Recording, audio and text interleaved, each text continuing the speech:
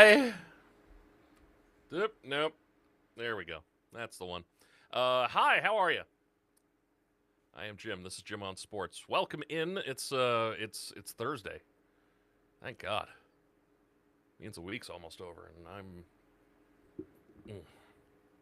been a long one. I don't know why it's been a long week, but it's just been a long week. I'm tired, and I clearly, um, yeah, ugh. I just need this week to be done. Quite honestly, so. Um, I don't like the way this camera is angled, so I'm going to fix that right now because I'm a professional. A second.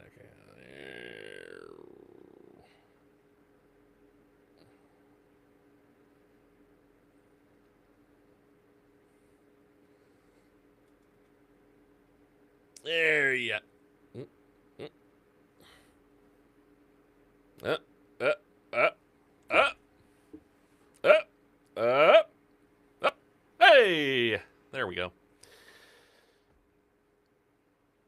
1,000,000% professional.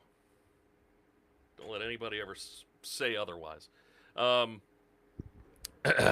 there we go. Uh, anyway, welcome in. It's Thursday. Now I feel okay. Now I feel okay. I'm still not real happy with that. Hmm. It's that's annoying me. It's really that.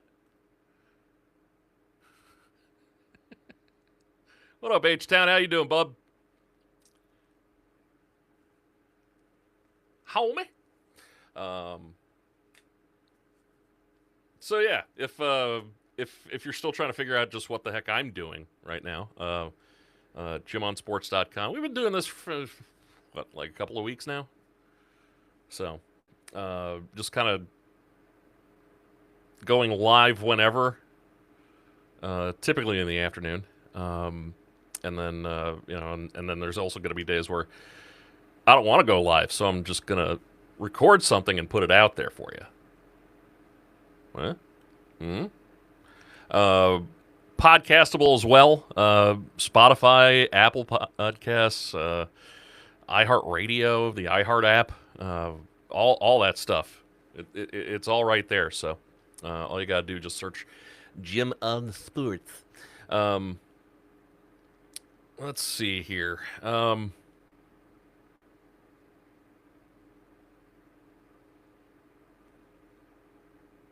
Should I be concerned right now that my dogs haven't said anything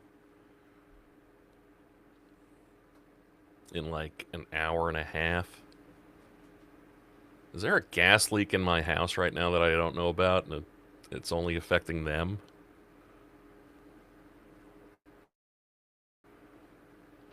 Oh my God, Jordan in beast mode. Like that home run that he had. Who was that? Was that against the Angels? He had a home run that may have been the most pure bat crack that I have ever heard in my life.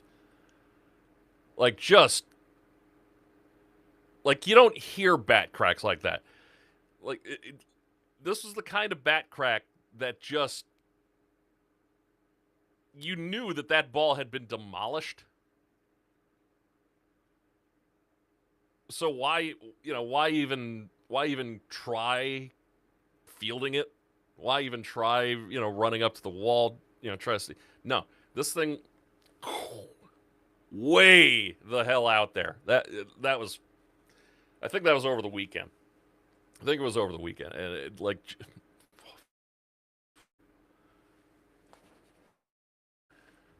do the Astros do anything? Yeah, like it really was. It really was. Like, it was,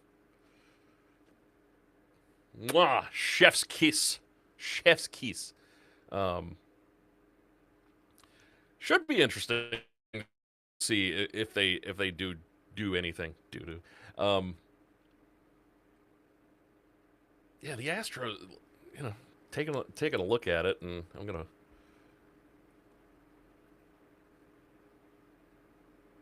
pull it up here because again, professional.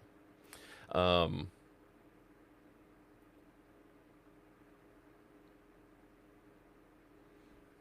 just a game out. Just a game out behind Texas right now. 55 and 55. What the hell happened to the American League? Like, are they just beating each other and nobody can really build a streak besides like Tampa and the Yankees? You know, looking at the wild card right now. All right, which the Yankees are a wild card right now with 61 wins. Oops. I don't know what that was. I hope I don't crush it at some point. But the Yankees, 61 and 47. All right. Boston, 56 and 51. They're a game and a half up, actually, on Cleveland. Cleveland in the last wild card spot right now. The Astros are a game back of that at 55 and 55. Then you got the Twins at 54 and 55. You got Seattle at 53 and 56, along with Baltimore. The Tigers are still hanging on for dear life. Which, by the way, like, did they really blow Scooble's farewell that badly yesterday? Like, I didn't just imagine that, right? What up, Heartthrob? What up, Philip? Like, that was, to me, inexcusable, man. Inexcusable. That bullpen. Oh, wow. That bullpen's bad. That bullpen's just bad. It's been bad all year. And we see what the Tigers have been without Scooble. There was that 6 weeks, while he was off getting his miracle surgery, where they were playing like garbage. They played like absolute garbage. And then here comes Tarek Scooble every fifth day again. And it's like, oh, we're good now. We're fine.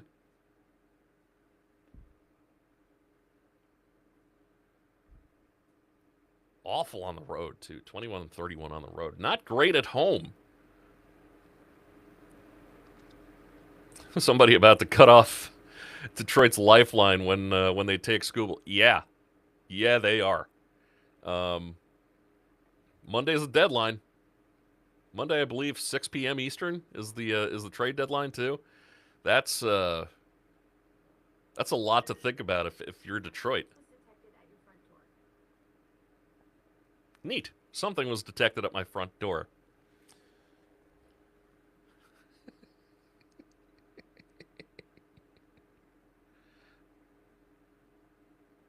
Let's see.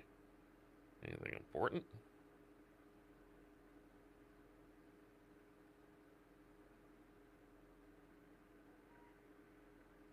Did you put... Oh, yeah! All right, cool. They followed directions.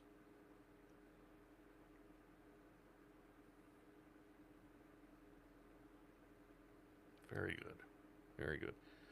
Obviously, today's live. Or is it? Yeah, it's live. So anyway, getting back to Scooble. Where does Scooble go at that point? And I think, like, if the Cubs really want to make a move, go get Scooble. You're rebuilding your pitching staff on the fly as it is. Taillon got DFA'd earlier this week. Steele isn't going to be Justin Steele until next year. He'll be on a hard innings limit when he does come back. Colin Ray has been the guy for that, which is didn't see that one coming. Horton's out with the Tommy John surgery. It's just go get Scooble, man. I mean, you're already pretty good without him. Think about adding him, okay? And you're also probably one of the teams, hey, maybe you can swing something to where you actually keep him too. Cubs farm system is just stacked too. Like they are loaded. I see the kids in the high A league just tearing the cover off the ball. pitching. Like, they got some throwers.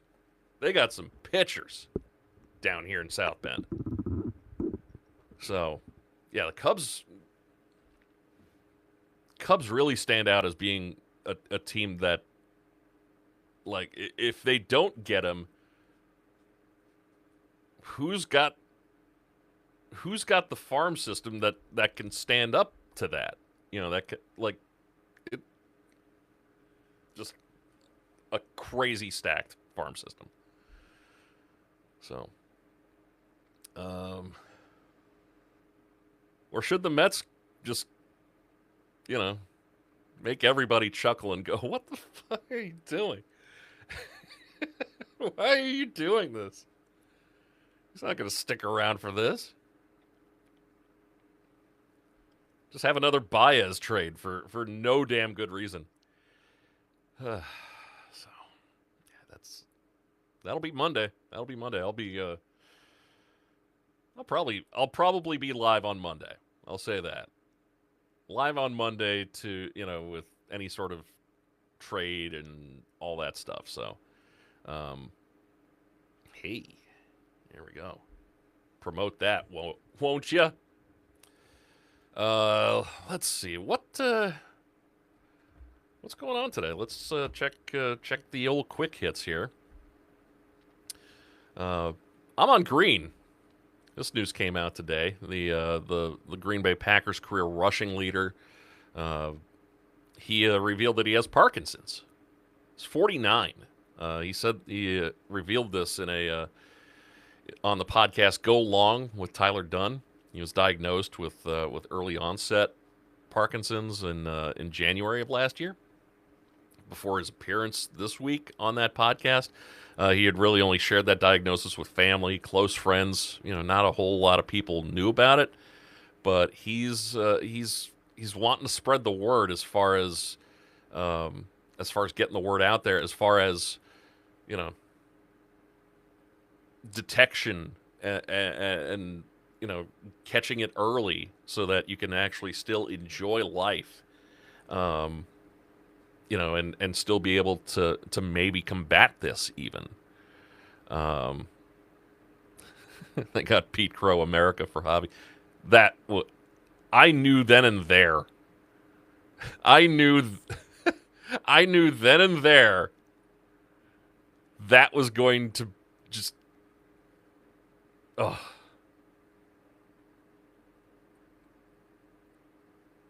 I knew then.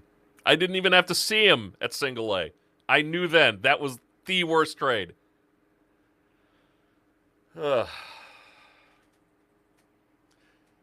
Thank you, Philip. You've thrown me into another deep Mets depression. That's it. Show's over. Pull the plug. Shut it down. Anyway, no. I'm on Green, getting diagnosed with Parkinson's. He said, I had a little bit of the feet twitching while I was in my sleep, stuff like that. I knew something was going on long before that diagnosis. I got a hold of some doctors, were able to get in contact, get the diagnostics run, get the testing, and was finally able to do that. He said that his short-term memory is trash, which, all-time leading rusher in Packers history, probably took some shots to the head. But yeah, this isn't CTE related at all. Billy Ray Smith, the Chargers legend, by the way, also he passed away because of due to dementia. Just 64, passing away due to dementia, and his family flat out said, "We're pretty sure this is CTE related." So I imagine, they probably donated his brain to science to see. And, yeah, like, more on that in a sec. Getting back to Amon Green. I've got to remind myself of things when I meet somebody for the first time. It's like a name. I hear that name, then I repeat it. I try to repeat it or write it down. If I don't, I've got to follow up with them. I kind of do that, too. Like, I've always had to do that, though. Still, now, given how much my health has been on my mind of late, and just trying to make things better for myself, it's not like I have some sort of, it's not like I'm looking for cancer or anything, but, just looking to stay healthy. That's apparently my midlife crisis, is just doing what I can to stay healthy, which isn't terrible. It's just not as fun as, like a sports car. Yeah, it's just not as fun. Anyway, Ahman Green holds the Packers records for career rushing yards with 8,322. Single season rushing yards, he had 1,883 in 2003. That's a lot. Rushing yards in a game, he had 218 against the Broncos in 2003. Broke Jim Taylor's career rushing record during his second stint with the Packers in the 2009 season. He had played with Green Bay from 2000 to 2006 after being traded there from Seattle, then played for Houston between his two stints. So there. Second Packers player from his era who has said that he has Parkinson's. Of course, Brett Favre revealed that a couple of years ago, back in 2024, that he was diagnosed with Parkinson's. So, Green said that he's focused on his diet, cleansing his body, while also getting treatment from doctors. He said that I'm ahead of it right now. For the doctors that examined me, they said really, if they didn't know what they knew about the early signs, they would have thought I was in great shape until they really sat me down between taking my vitals to having me walk in front of them, and what they saw in my walk, in my gait, the way my shoulders hang, yeah, that's a pretty solid way to to demonstrate the early onset signs for Parkinson's. So, good job, Ahman Green. Good job, man. Way to bring that stuff up. Way to bring that stuff out to the forefront and get people talking about it. Get people, looking at themselves even, going, this ain't good. Junior Seau's family mentioned CT on his passing too. Yep, and they were right.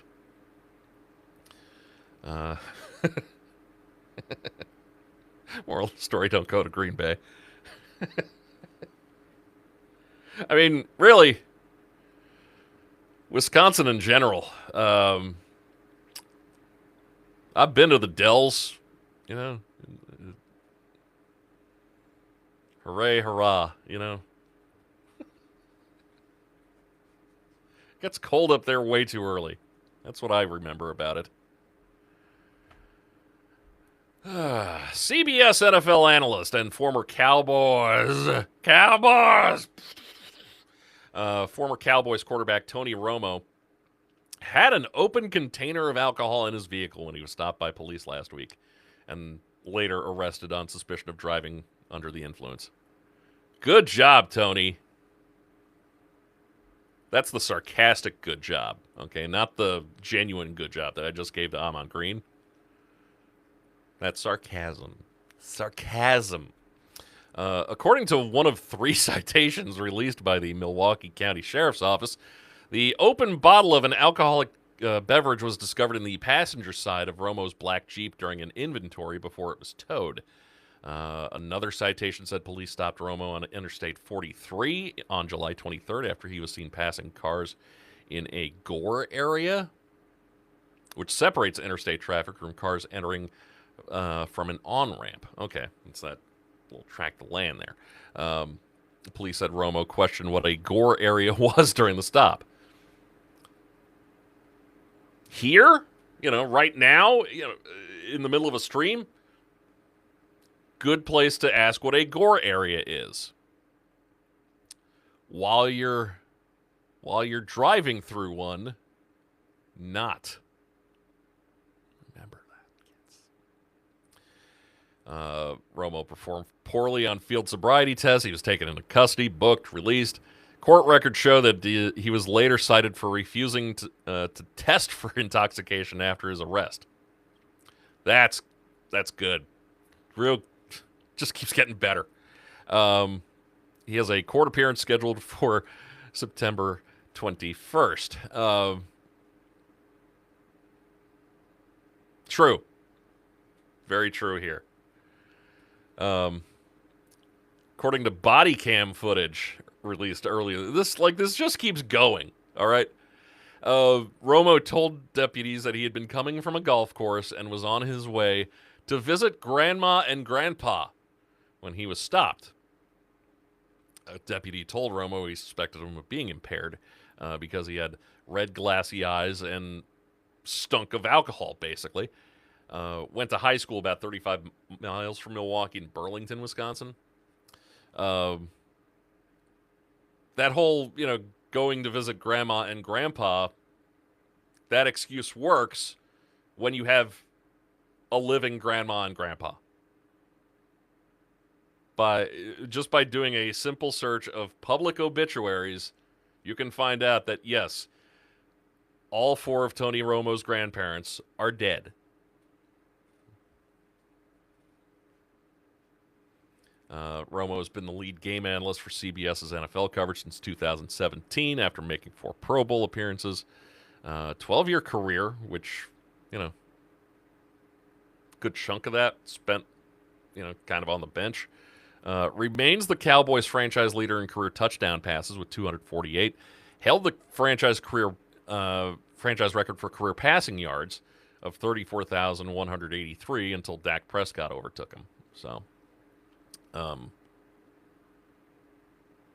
hoping maybe, maybe CBS doesn't go for Dak when he comes out, just to avoid something like this. And also not to have somebody who has plateaued since his first couple of seasons as an analyst. Tony Romo has not gotten better by any stretch.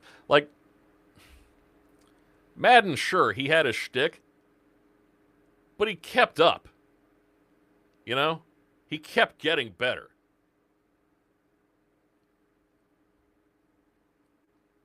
Kept doing the prep work. Kept doing the legwork that he needed to do to stay the number 1 analyst.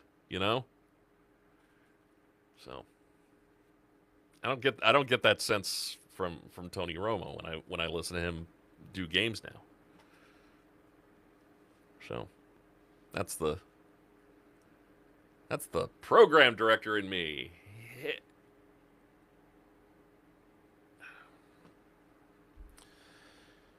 Anyway, didn't see this one coming, did you? UEFA will boycott all FIFA competitions, including the World Cup, after an emergency meeting earlier today resolved to unequivocally reject FIFA President Gianni Infantino's plan to raise $20 billion of outside investment with a share sell-off to a private equity group. That means major nations such as Germany, France, England, Spain would not participate in the men's or women's World Cup. There you go. Infantino revealed plans earlier this week for the sale of a stake in FIFA Forward Enterprises, FFE, that would raise huge funds in exchange for influence over future World Cups, including broadcasting and commercial deals linked to the tournament. That proposal, backed by Josh Kushner and the bank J.P. Morgan. Josh Kushner, of course, Jared Kushner's brother, who is Donald Trump's son-in-law, who, that family has no history of, making corrupt deals. That would trigger over $80 million in payouts to each of FIFA's 211 member associations between now and 2037. Infantino has set a September 19th deadline for associations to accept the plan, but following that virtual meeting, over 50 50 of those associations took the floor and expressed just outright anger at Gianni Infantino and his proposals, and European soccer governing body has agreed to boycott all future FIFA competitions until the sell-off plan is abandoned. Yep. You know, no Premier League, no Champions League, no, you know, none of that going on. None of those players playing in the World Cup for FIFA. First test of this stance will come in September when Poland is due to host the Women's U20 World Cup. All right, the big, the full Women's World Cup is next year in Brazil.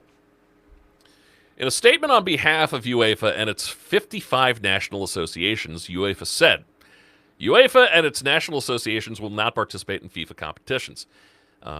We stand as one. We unanimously and unequivocally reject FIFA's proposal to transfer ownership interests in the World Cup and other FIFA competitions to private investors. The World Cup cannot be treated as an investment product. It's one of football's greatest sporting legacies. It has been built by generations of players, national teams, supporters across every continent. No part of it should ever be surrendered to private investors. As a result, no UEFA national teams will participate in any FIFA competition for so long as these proposals remain alive, unless this proposal has been abandoned in its entirety and binding assurances have been given that FIFA will never again open its governance or competitions to private ownership. They're gonna make you stand up, They're gonna hold you to it. Good.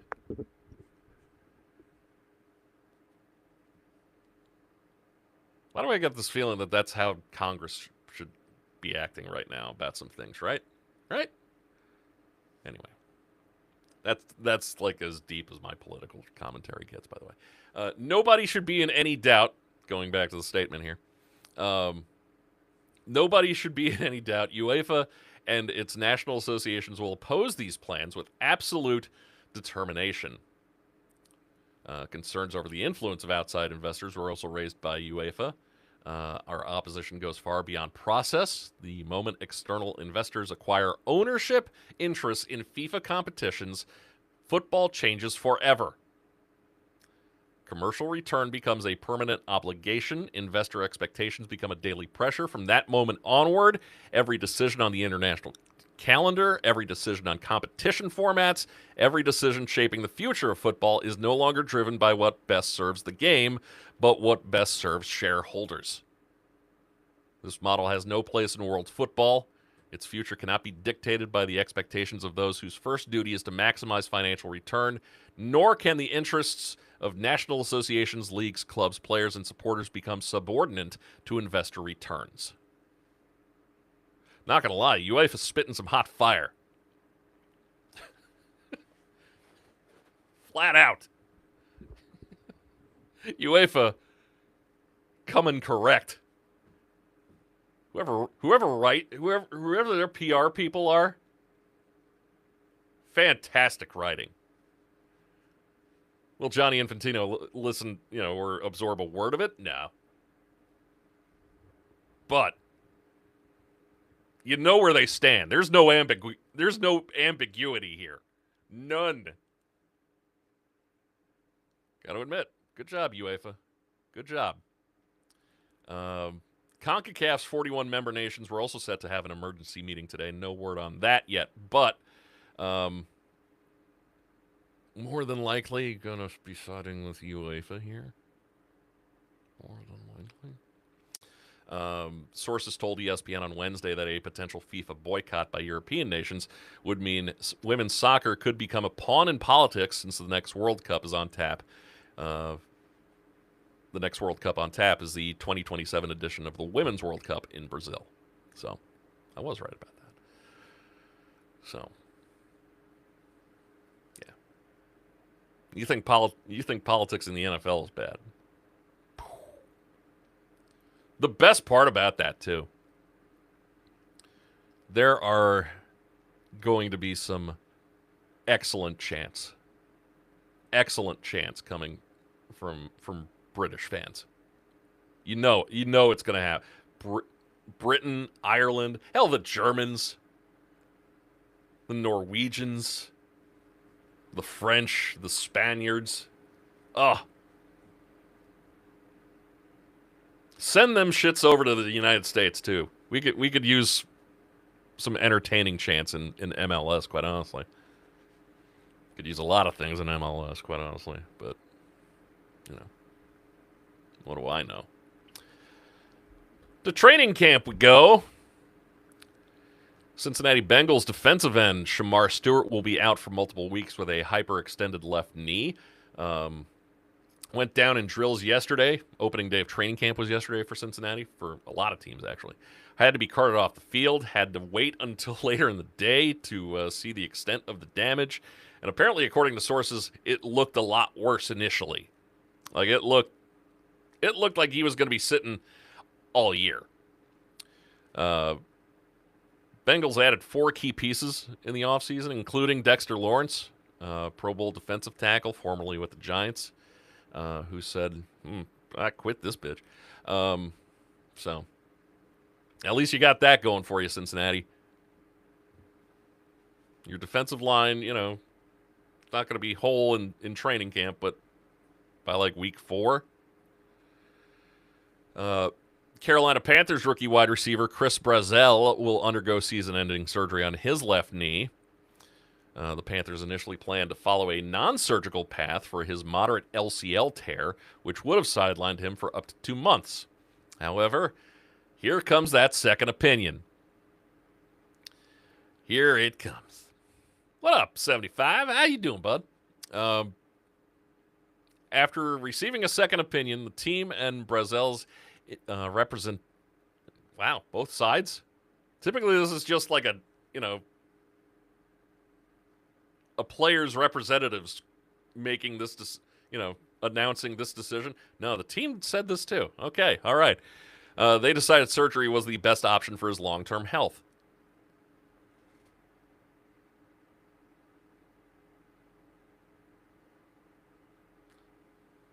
Are you telling me that an NFL team gave a damn about a player's long-term health?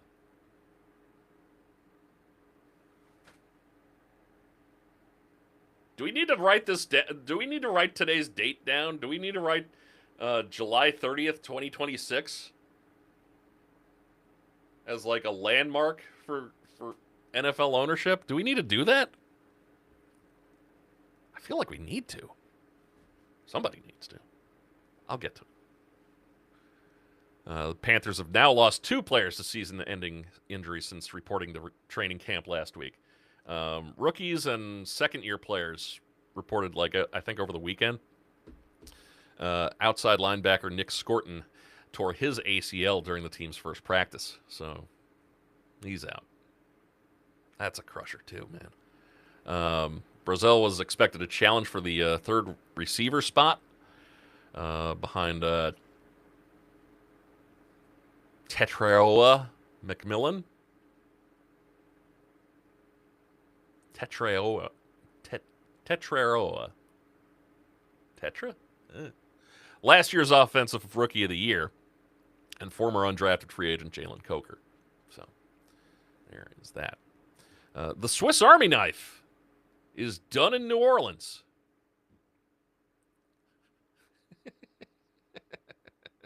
There we go. Hear, hear. The Swiss Army knife is done in New Orleans. Taysom Hill bid farewell to the city in a social media post yesterday. Still a free agent as training camps have opened. The Saints posted a statement on X from Hill announcing that he would not be returning to the team. Expressed gratitude, all that stuff. Vague about what his future holds. Whether he retires, continues to play, nobody knows. Originally signed by the Packers in May of 2017 as an undrafted free agent quarterback out of BYU, was cut during final roster cuts that preseason, signed by the Saints in September of 2017, where he remained through last season. Played everywhere, too. Listen to these numbers, all right? In 2018 alone, Hill logged snaps at 7 positions, according to Pro Football Focus. 64 at quarterback, 62 at tight end, 43 at wide receiver, 28 in the slot, 13 at halfback or fullback, 199 on kickoff coverage and returns, 69, nice, on field goal block, and 64 snaps categorized as miscellaneous. Miscellaneous. He's just standing there. That's what that means. In 2019, caught 6 touchdown passes on just 19 receptions. It's pretty efficient. Rushed for 8 touchdowns in 2020, 7 more in 2022. Threw for 2,426 yards and 12 touchdowns during his career. Added 2,551 rushing yards and 34 rushing touchdowns, along with 1,034 receiving yards and 11 receiving touchdowns. He's the only player in the Super Bowl era to surpass 1,000 career yards passing, rushing, and receiving in each of those.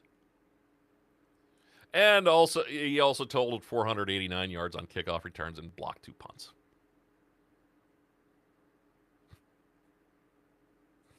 Man, he really did do everything. He really was a Swiss Army knife. Does he have any more in the tank? That's what I know. That's what I want to know. Does he legitimately have any more in the tank? Or did playing all of those snaps in all of those different positions, did that take a little something out of him? I'm sure he took a few hits to the head, too, so. Oof. Speaking of taking hits to the head,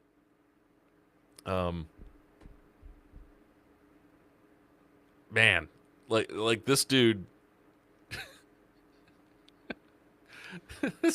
this dude is either the toughest sumbitch out there or incredibly stupid. Regardless, Cincinnati tight end Eric All Jr., if he doesn't have like a huge career in the NFL, it's not going to be because he's soft.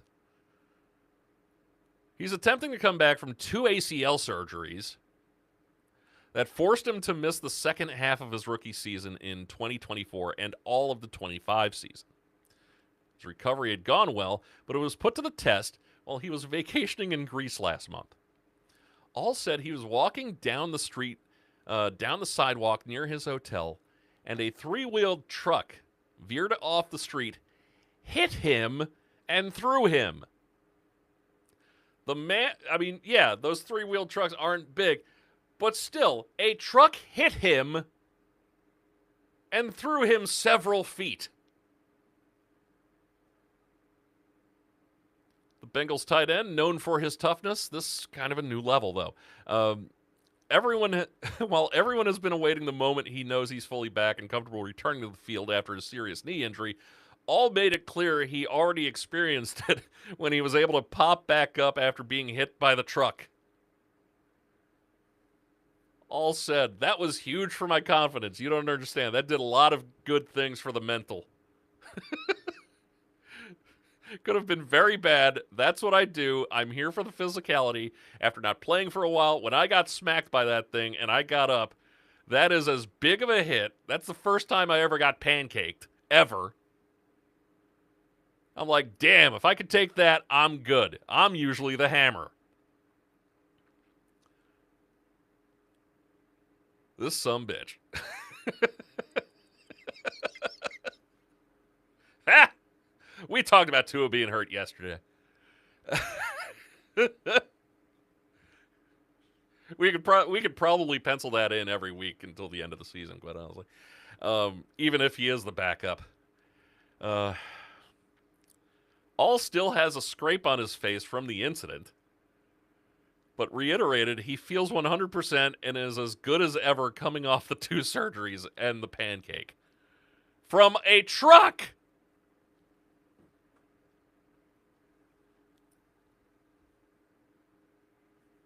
Jesus.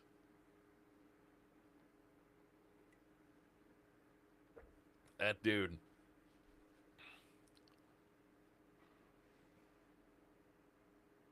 Like that's the kind of story that helps your career. Like even if for some reason he winds up getting cut by the Bengals or something to win midseason form already. Yep. There we go. Yeah, even if Eric All gets hurt or gets cut in his career, like, he's going to be able to pick up another spot somewhere. Somebody will sign him. Just because he's the guy that got hit by a truck and got up.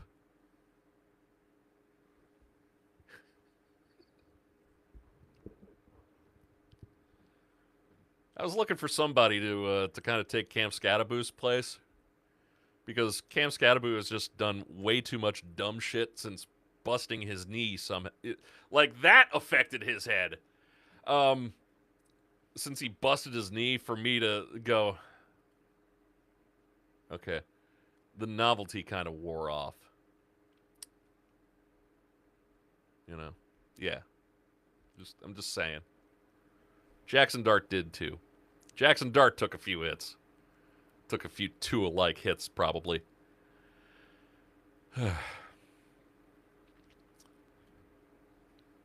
The WNBA just batting 1,000 of late.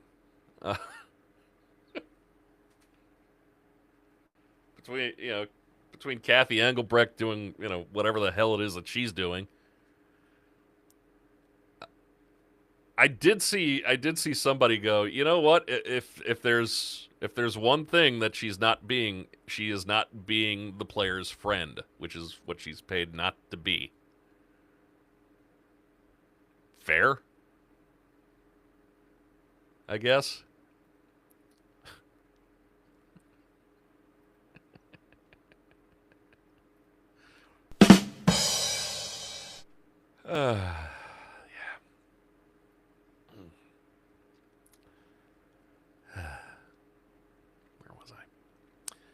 Anyway, before Wednesday night's matchup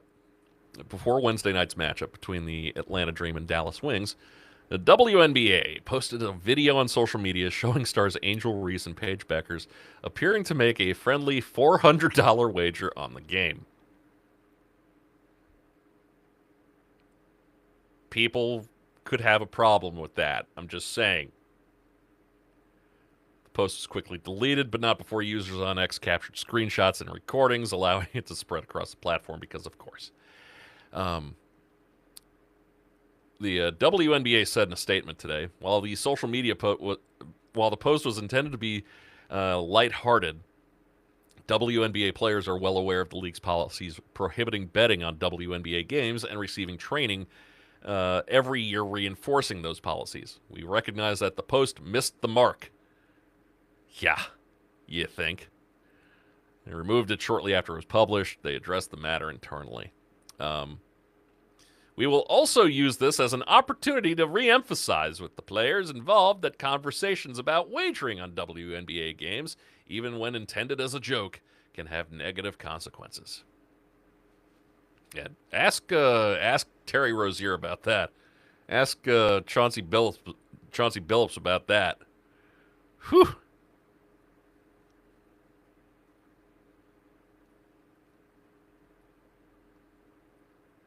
Tim Donaghy. I would say Tim Donaghy, but he didn't get lumped in, in the social media era. This was well before then, or at least in its infancy.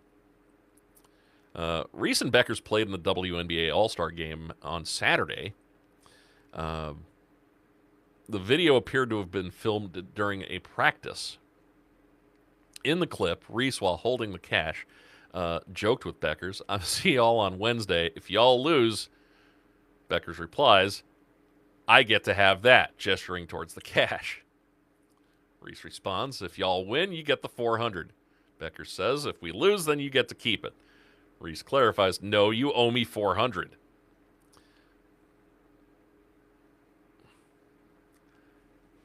So,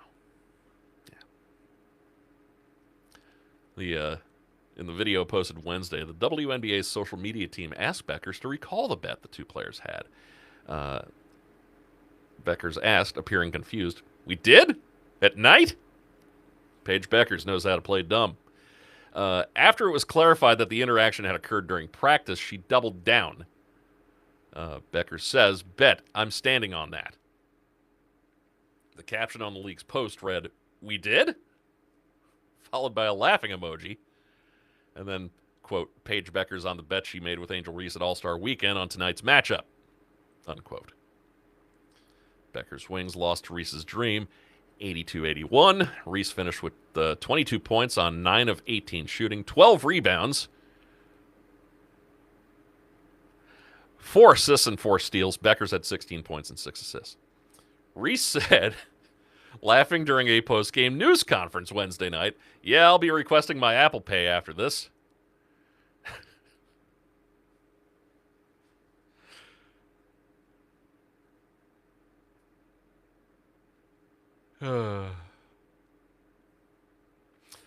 Paige is a great player. To hold her to 16 points, it's tough. Which, okay, yeah. Reese later tweeted, seemingly at Becker's after the game with another reference to the bet. Yeah. Betting, that's against the league's CBA that was signed before this season. Yeah. Section 5 of Article 14, dedicated entirely to gambling regulations. Subsections A and B prohibit fixing results and require players to disclose any betting offers made to them. Subsection C, here's the relevant provision. Any player found by the commissioner after a hearing to have been guilty of wagering, directly or indirectly, or of offering or attempting to wager money or anything of value on the outcome, score, or any other aspect of any WNBA competition shall, in the sole discretion of the commissioner, be subject to a fine, suspension, and or dismissal and disqualification from any further association with the WNBA.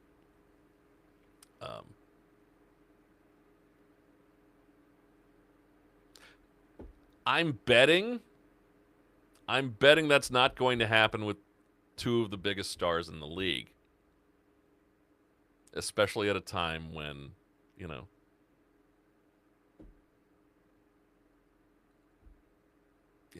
when gambling is so prevalent. I'm just kind of betting on that. Like sports betting right now is probably the only way that WNBA is getting eyeballs, really. Don't get me wrong, the basketball's fantastic. It reminds me of like 80s NBA. Lot of physicality to it. Lots of trash talk back and forth. A lot of just hell, you had Caitlin Clark get hit in the throat, for God's sakes. The Trout. I have a feeling this one will, the league's going to kind of look the other way with those two, since they're just saying. But going back, I guess to which one was it? Was it this cat? Yeah, that. That for Tony Romo.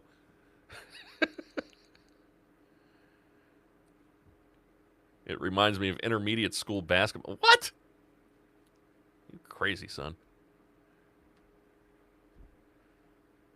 Finally, our final quick hit. LeBron James and ESPN are closing in on an agreement for a behind-the-scenes documentary series similar to Michael Jordan's The Last Dance. Deal not finalized. One of the sources described the talks as being at the 1-yard line, with the expectation that James will have a camera crew documenting his time with the 76ers, with whom James signed this month. 76ers are expected to be the final home of his legendary career.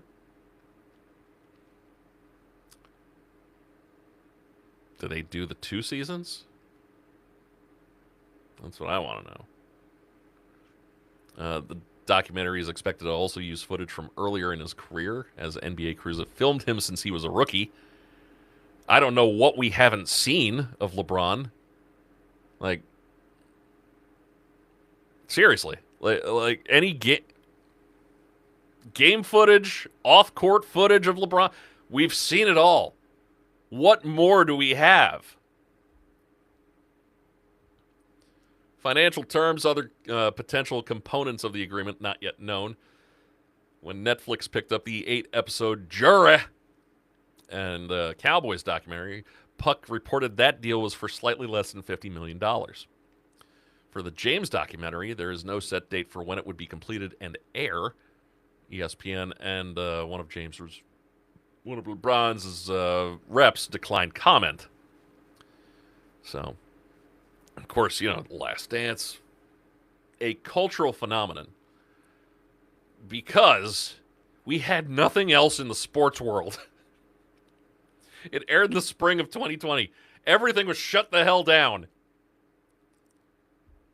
ESPN aired them weekly and then had like a post-show sports center about it because we were that starved for it. ESPN and Netflix, also hosting them on their apps. The Last Dance won a Primetime Emmy as well. Like that's the real Emmy, by the way, not this daytime crap. The real one for outstanding documentary or nonfiction series in 2020. And it was totally like that stuff was can't miss television. Absolutely. Even outside of COVID, I think that hits as much as it did. Because enough time has passed to where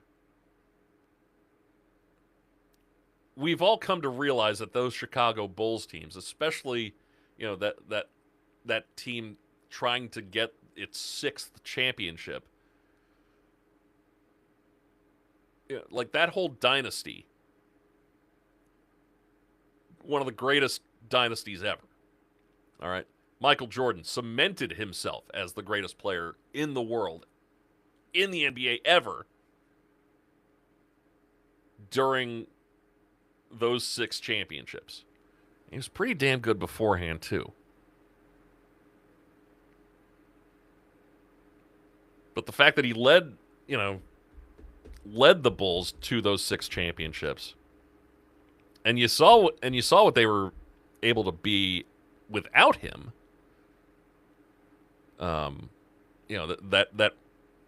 That first full season when he was gone, I mean, still a playoff team, still a formidable foe, still took the Knicks to the limits.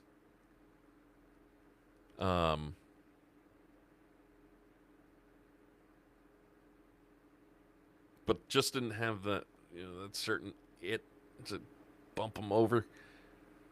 And then Mike comes back, looking a little rusty at first. Still turned a double nickel on the Knicks in his second game back from playing baseball? Second or third? I remember his first. His first was in Indianapolis at Market Square, where, the press release, I'm back. That's it.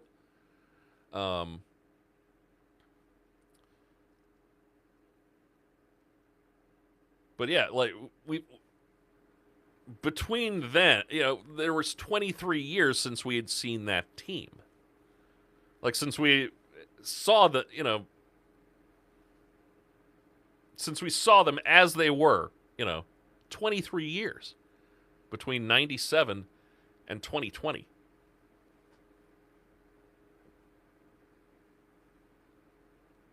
And it was,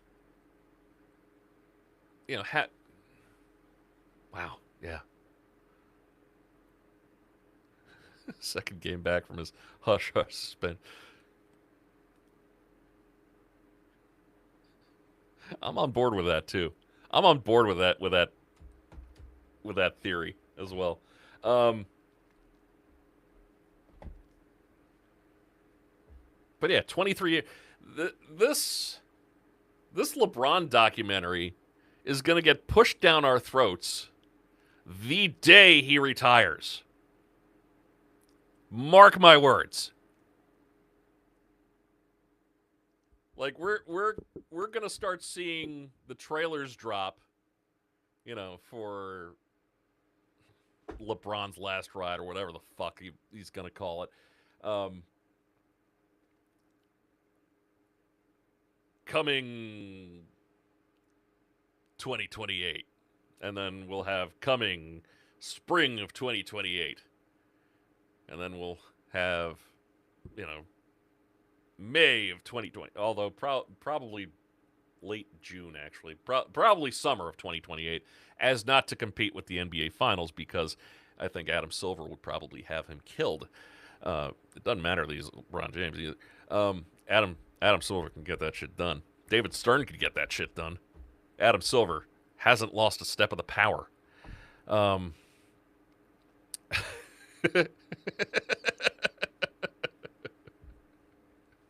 Thank you. Thank you.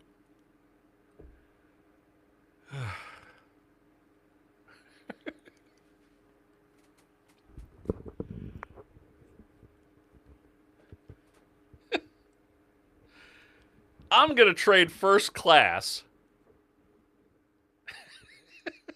on flights, 5-star hotel rooms, the love and adoration of the entire world at that point. Trading it all in for minor league baseball and riding on a bus. Riding on a bus that it's clear somebody peed in.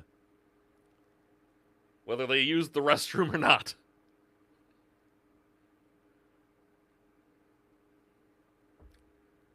Like, you see where that sounds far-fetched, right?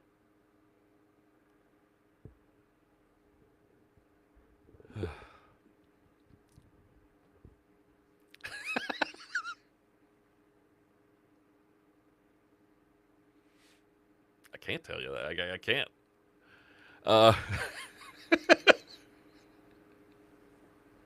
Something else, too, that's going to make the LeBron doc, besides all, the greatest ever discussions coming back again, like my head, just, like I got a mini migraine for a second there. Just, ugh.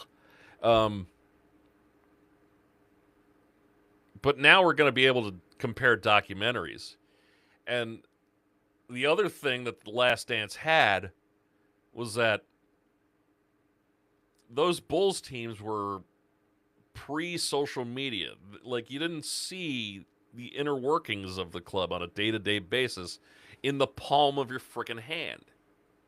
LeBron's entire career has been right here. Right here.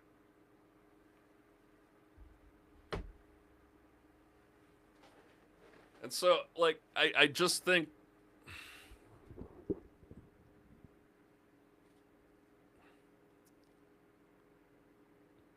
like when LeBron leaves, when he retires, I think we're all going to be like, man, we may have taken that for granted.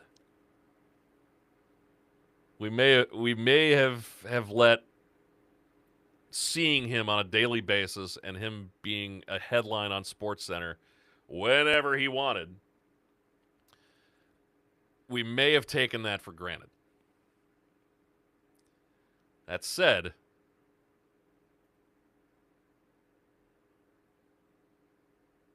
that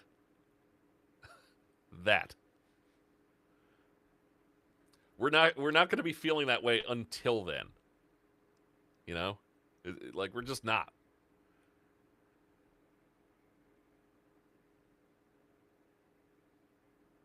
Ohtani interpreter told Ohtani the transactions to DraftKings were for a new bar franchise they were investing in. That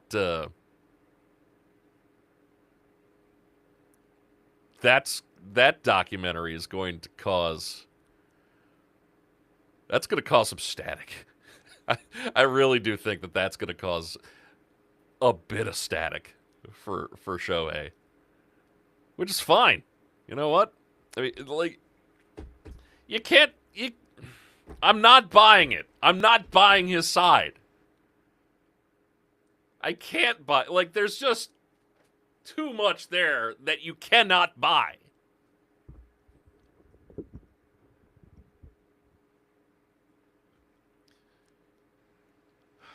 So, yeah.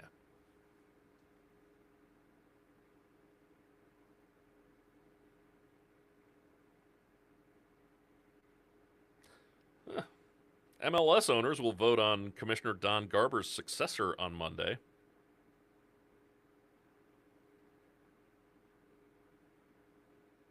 They're going to give it to a guy named Gon Darber. I had to think that through. I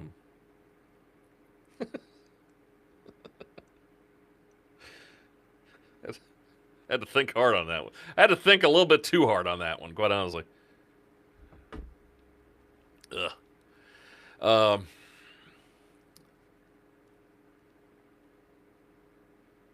Yeah. Anyway, getting back to the LeBron documentary.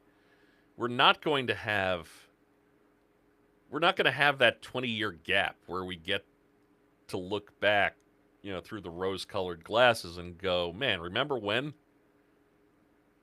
Some people will. Some people will. And don't get me wrong, he's one of the greatest careers in the sports history. One of the greatest players. I'm not going to say the greatest player because, that I think is too broad of a stroke anyway.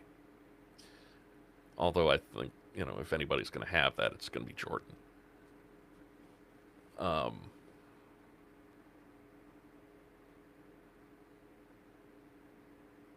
We're not going to have the chance for LeBron to be nostalgia. Again, 2020, going back to 1997, 96, 97, or 97, 98, whichever, going back that far, that's 23 years. That is plenty of time to pass before you go releasing this thing, before you go releasing that footage.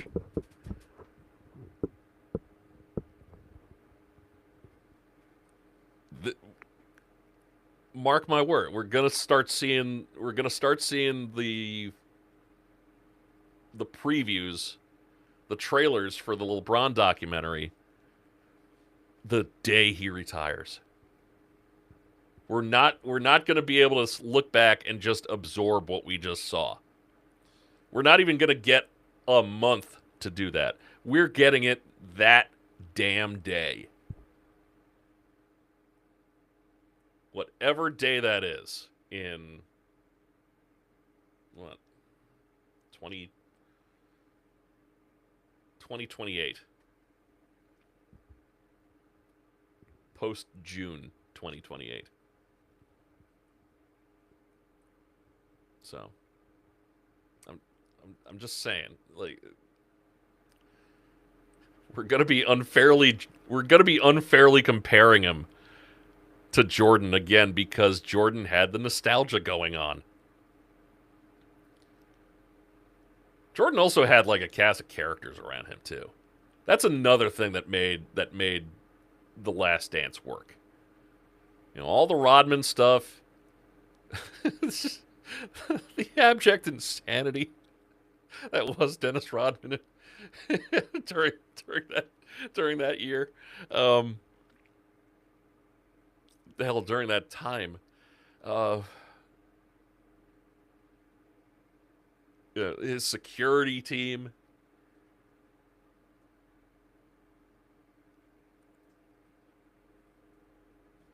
You got to see Phil in kind of a different light, Phil Jackson in a different light. Not afraid to criticize somebody because you don't give a fuck about feelings anymore. He's not coaching them.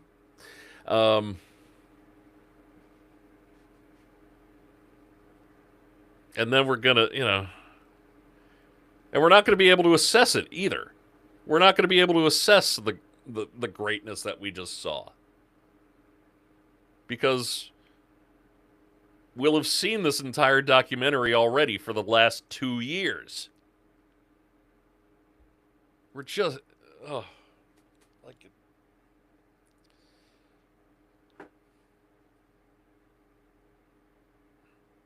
telling, it's just, we're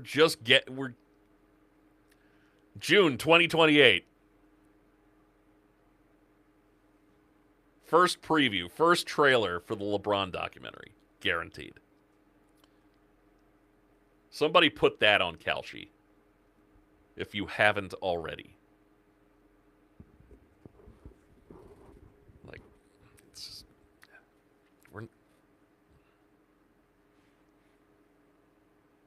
so, especially if he doesn't win anything. If he doesn't win with the Sixers, who's gonna care?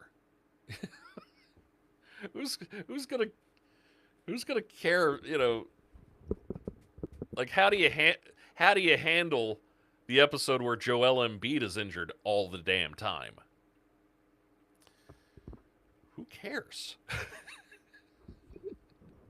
Who gives a damn? It's like the time. It's as if we're gonna forget. It's like he feels like we're going to forget him. We're not gonna forget him. For better or worse, we're not going to forget LeBron. It's not. That's never going to happen.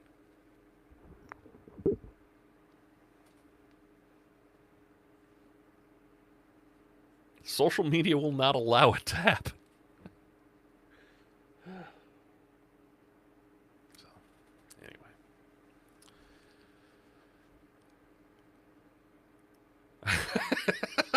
I already forgot him. Who are we talking about again? More media coverage. LeBron's pending Hall induction or the inevitable Kelsey Swift divorce when it happens. You know, I was in New York the week leading up to his wedding. Up to that wedding. And I'm not going to lie. Most people were just kind of like they still didn't believe it was happening in New York. Like they still didn't believe that it was happening at Madison Square Garden until the trucks started showing up with all sorts of forest landscapes and clouds and all. It's like, oh, maybe it is going to happen. And then you saw the canopies going up that shielded, you know, like you didn't know who was in there. Then it kind of got crazy. And that was the day I fortunately was getting on a plane to come back here.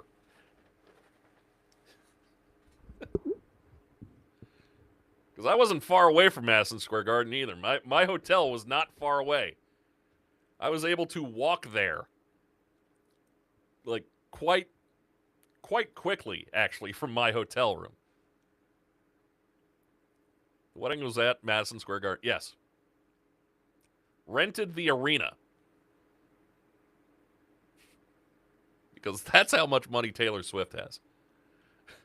That's how much money that's how much money she has after giving 7-figure salaries to, like, her road crew.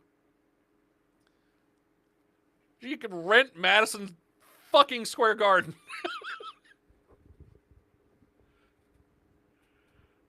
And you know she was renting it. Like that rental agreement has her name on it.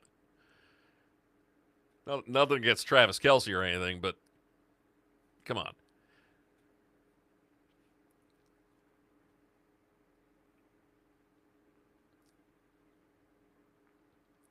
And I'm not going to lie.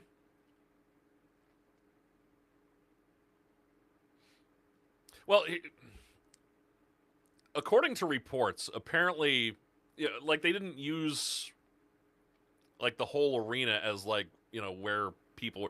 Like it was, they used some parts of it, obviously, for, these landscape scenes, forests and clouds and all this shit. But like the guests were, I guess they were in a tent or something on the floor. Like where the ice would go, where the basketball court would go. They were there, on the floor. And yeah, I'm not going to lie. I give them their props.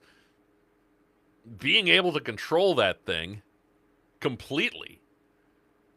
All the information, they get to have something that normal people get to have. All right? Like they're both well aware that they do not lead normal lives, nor will they ever lead normal lives. But they get to have a wedding where only a select few people know about it. And I'm betting they had NDAs. I'm betting.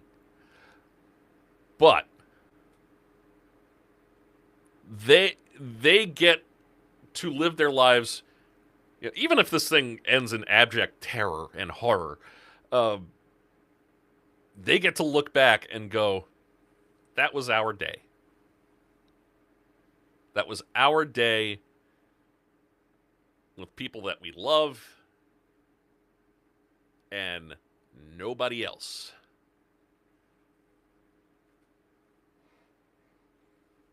I give it to him.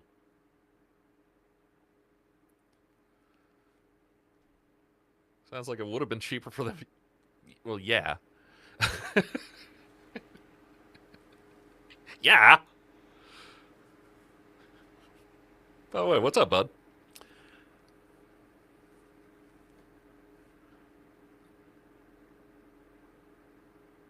And I know there's a lot of forest land out there, but that still would have been snuffed out.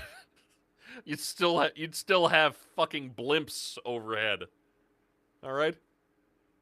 We'd still be having it on TMZ. You know, TMZ contracting out the Goodyear blimp. Don't think that wouldn't happen. How many damn commercials? Yeah, exactly. How many damn commercials indeed? Unless you're talking about the Twitch feed, which if that's the Twitch feed you're talking about, then I guess I need to adjust something. So, but seriously, like,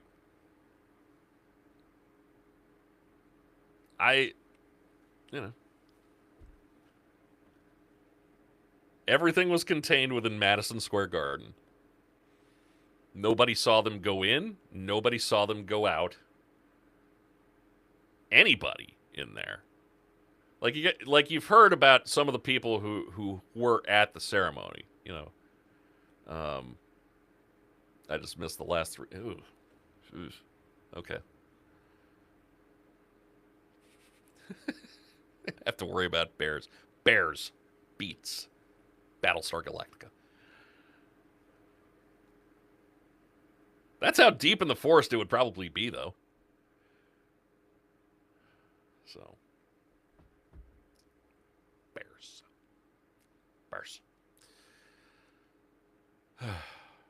So, anyway.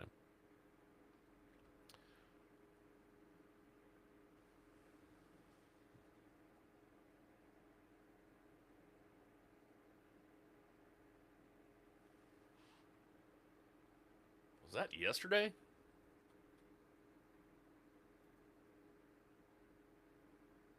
Was that score between Milwaukee and the Giants? Was that yesterday? Yeah, it must have been. Yep. 16-3 final for San Francisco. Damn.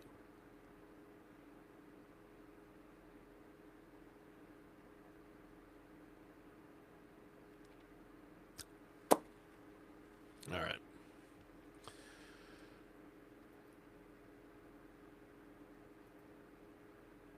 Let's see. Anything else?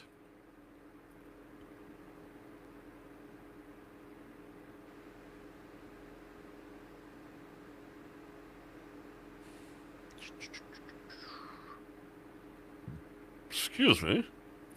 All right. Back again.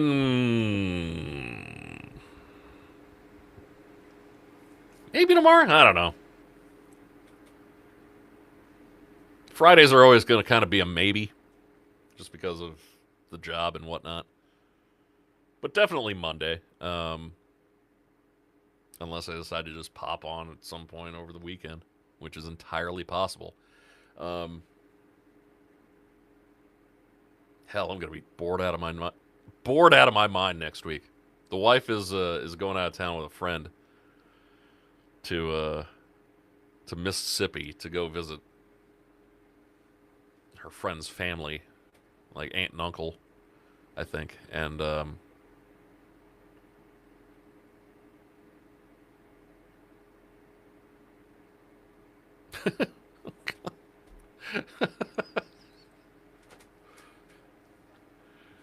my wife and a friend are going out of town for basically the full week next week.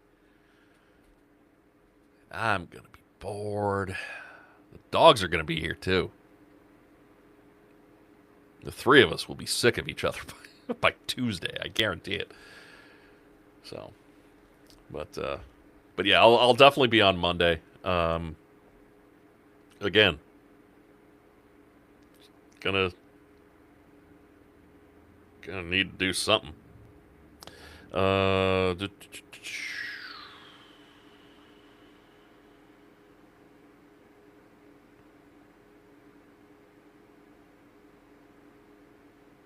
right, more work stuff. Hooray!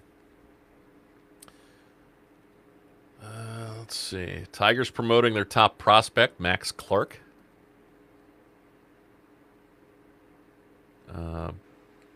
The Athletics' number 13 overall prospect, calling him up ahead of this weekend's road series against the Athletics.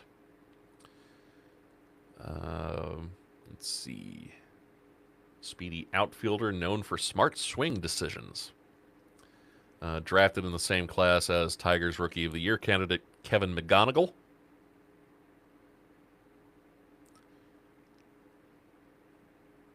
Clark said in spring training, he's the Chase Utley, I'm the Bryce Harper. Okay. So. Hopefully he doesn't get upstaged by a Tarek Skubal trade. More likely going to happen. That's what he's going to have. Nobody gave a damn when I came up. Everybody bailed after Skubal got traded.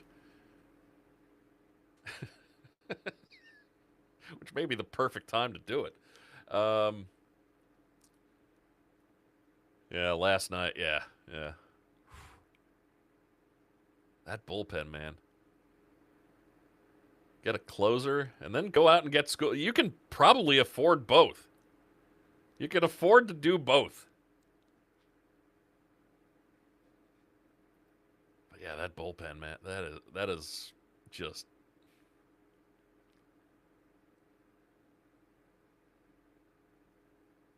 like how they're 61 and 47 right now. Like I may need to give Craig Counsell, the manager of the year vote there. Just for that, because hell, even with their starting rotation, man, like that has been non-existent. Imanaga hasn't been great.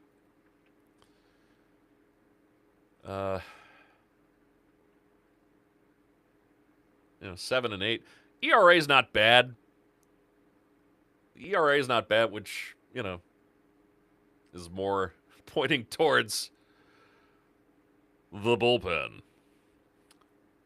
So I'd rather have a reliable pen and closer, so those two leads don't evaporate like last night's. Yeah. Especially this time of year.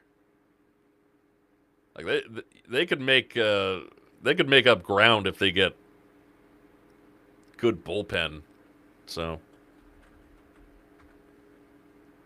you know what? Let's keep going a little bit. Let's go to MLB trade rumors. Let's go there.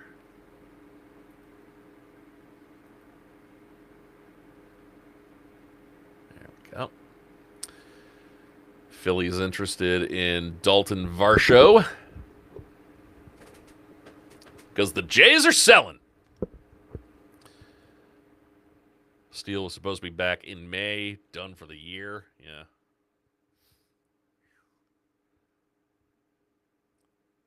Toronto will presumably look to return to contention next season as they're committed to a core consisting of Vladdy, Alejandro Kirk, Dylan Cease, Kazuma Akamoto, Trey Savage, and others, but selling some short-term pieces makes sense in what is likely a lost season.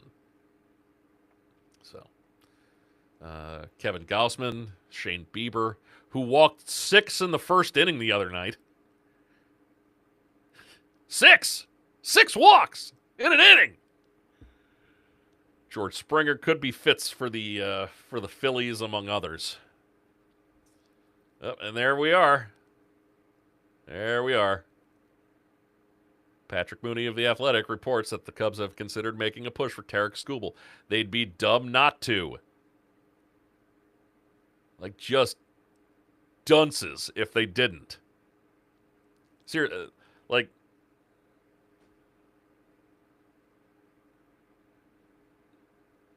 you're contending. You're firmly in the wild card spot. But you need something. All right? Because that rotation has been dodgy. That pen has been awful. You need something to solidify one of those two things. So, I mean, if the Cubs do it right, they make the play for Skubal, they make the play for, a reliable reliever.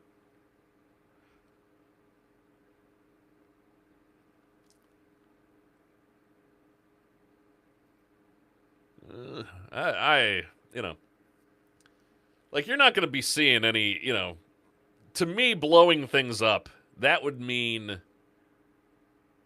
they're trading PCA for Skubal. I don't see that happening. Anybody with sense really doesn't see that happening. That's, but willing to part with a bunch of guys from his farm system? Again, you're stacked down there. Stacked.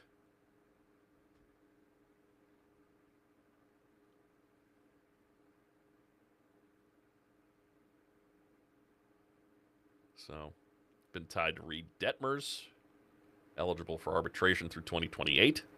Okay.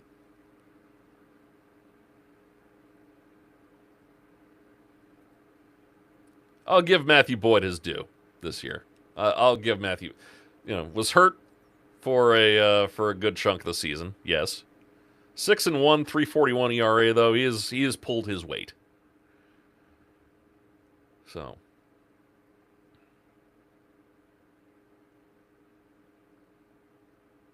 Imanaga, though, has just been up and down. But, I mean, let's look at Tarik Skubal. 7-5, 2.79 ERA. That's for the whole season. He's been on a tear since he came back from that injury.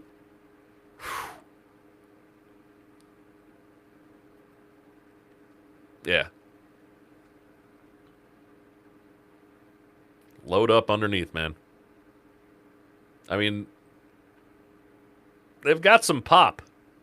They got speed.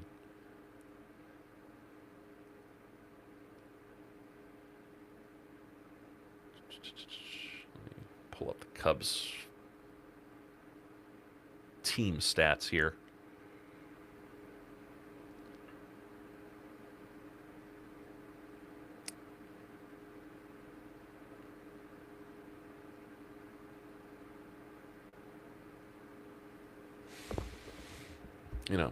PCA with 24 homers. Happ's got some pop. I think Bregman's gonna wake up. Suzuki, a little bit dodgy here and there, but still 18 homers, a 272 batting average, 839 OPS. He's,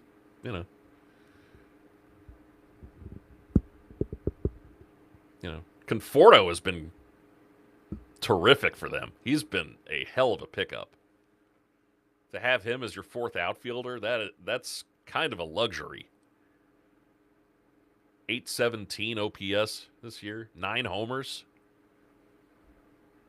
You know, people thought he was done after he left the Mets, and I mean he looked cashed, um, and then didn't do anything with the Dodgers. Uh, Took a veteran minimum with the Cubs, and that has paid off. That has really paid off.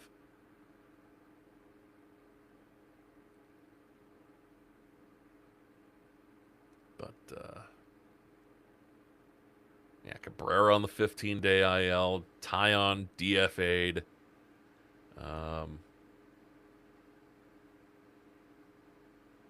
you know, Steele done, Horton done. You know, like your. I wonder if Bregg sticks around or if he was just a rental like Tucker. The thing with Tucker though, that was like they were.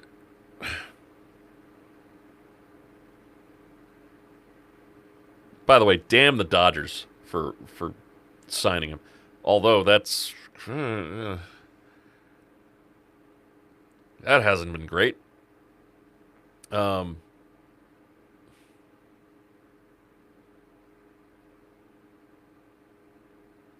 you know, like what? Let's see, what's Bregman's?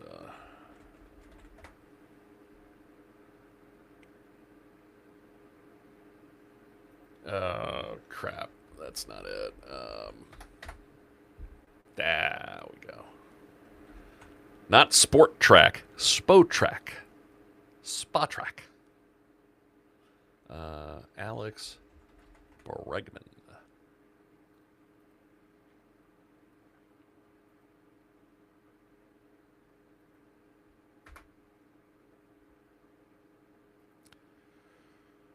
Okay.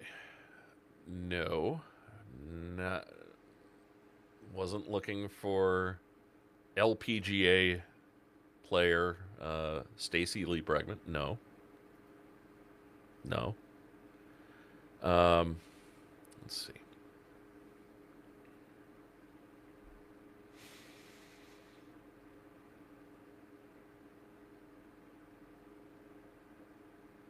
Five-year, $175 million contract. All guaranteed. So you are stuck with him. he is all yours. Unless a team, you know.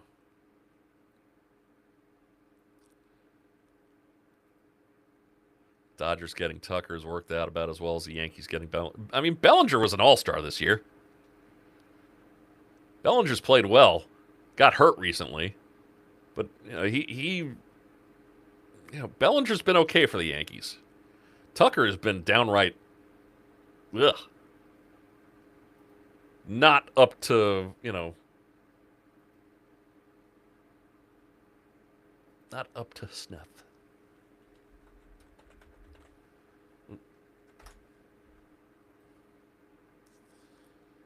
.237 batting average, 9 homers, an OPS of 704.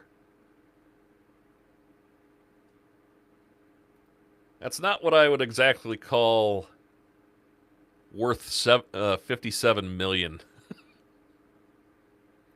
Now, Cody Bellinger, on the other hand, let's look up his contract and let's look up his stats.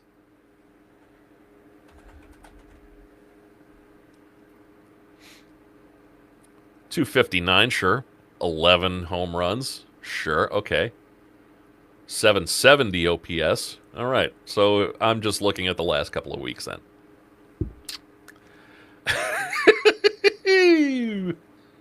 Or maybe I'm thinking of last year. Yeah, I think I'm thinking of last year. 813 last year, OPS.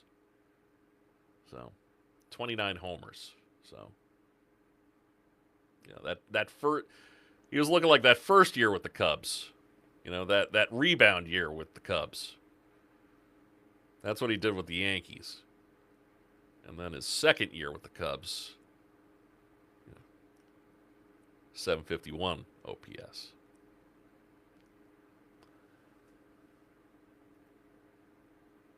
What's his contract like?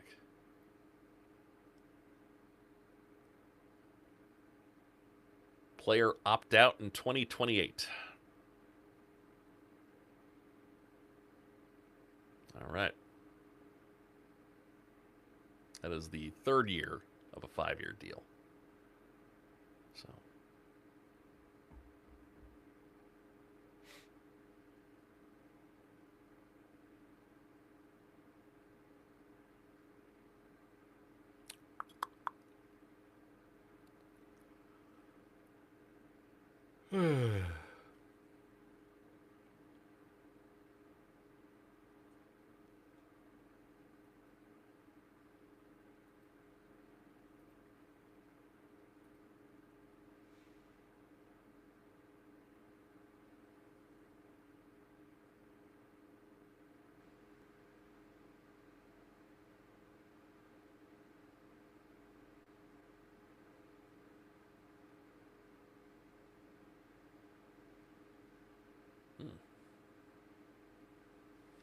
All right.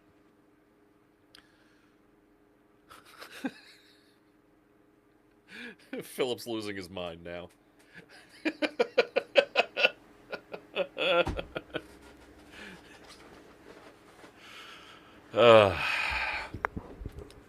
You should see me during Mets games this year. Like it's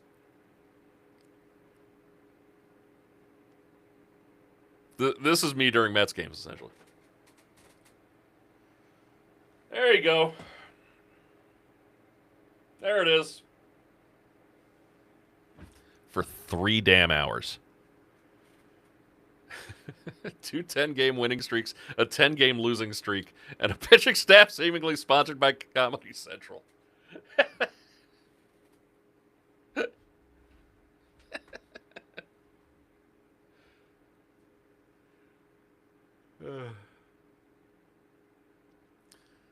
Sir, you told me in May you threw in the towel on them. I did.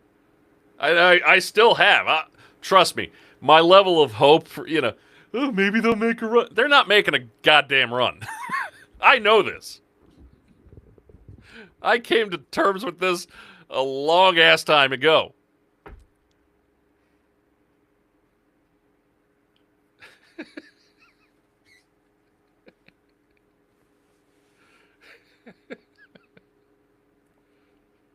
I haven't exactly been shy about how loudly I threw in the towel on the Mets in May.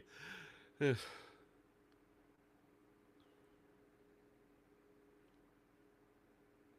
any of you follow an Instagram account, Mike Didino? That's my Instagram follow of the week, and probably for like the year.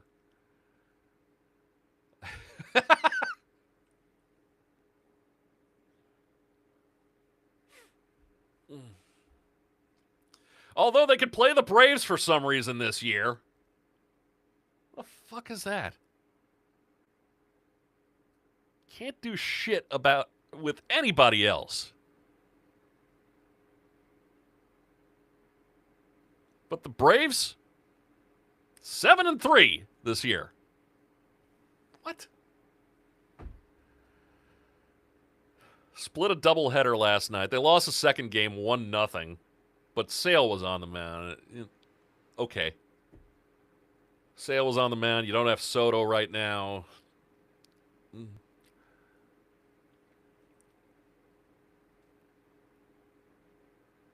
Still salty over the Braves. Getting mad. Wow, that is a long time. The man's been inducted into the Hall of Fame, for God's sakes. That's how long that's been going. Wow. Wow.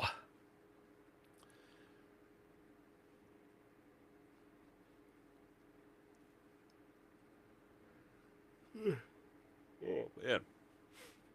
So, yeah, that,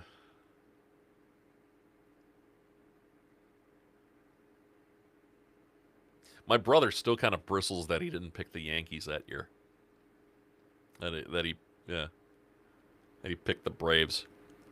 I hold grudges. Apparently.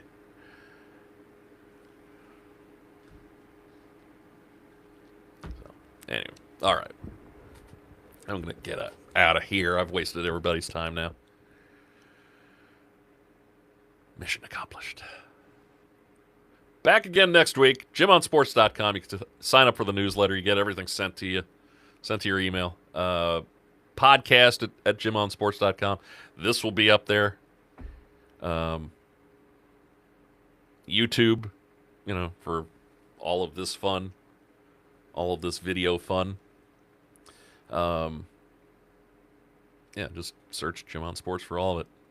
There you go. It's that easy. Facebook. So, anyway, I'll see y'all next week. Be good this weekend. Don't blow fingers off. I appreciate that. I do appreciate that. Good to be back.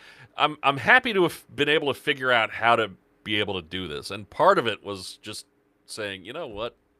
Just go on when you want to go on. Like nothing against Barry. I love Barry. I love his stream. Although I haven't been there in a little bit. I should probably drop in next time I see him on. But it I'm a man who wakes up at 4 o'clock in the damn morning. I can't be going on a stream at 7 o'clock at night. I'm going to crash at some point in the next, some point after 7 o'clock. He's on now? All right. I'll go check in on him. I'll go disrupt the proceedings, as it were. So, I'm still paying the subscription, though, by the way, for the Twitch channel. So, he still pops up. So, anyway, I'll see y'all next week. Be good. Don't do anything dumb.